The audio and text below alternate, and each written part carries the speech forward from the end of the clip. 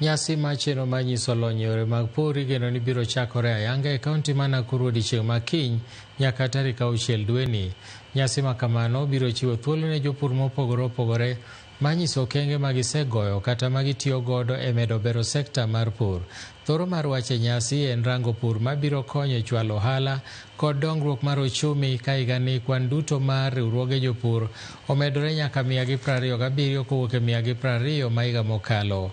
Ogeto kelo tim mar hero somo kod medruok mag somo e skunde mag primar kod secondary.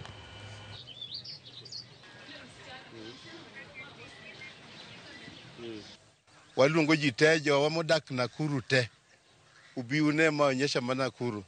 Maonyesho ok en mar nyithi skul, en mar jomadongo, en mar wakulima, en mar joma ng'iso gik mopogore opogore, ging'iso tingni, ging'iso pur masani. Kwa hivyo ji obi mondo ji owinjane kaka ipuonjogi e kilimo. Waeleza wakulima wetu katika show zetu ambazo tumekuwa nazo ni kwamba kuna miinuko tofauti ya nchi, kuna miinuko ya juu, nyanda za juu, kuna nyanda za katikati, kuna nyanda za chini na kuna sehemu ambazo ni kame. So hao wote ni Wakenya ambao wanahitaji pia kupata mbegu ambazo waweza kuzikuza na kufanya vyema katika hizo miinuko na nyanda tofauti za nchi.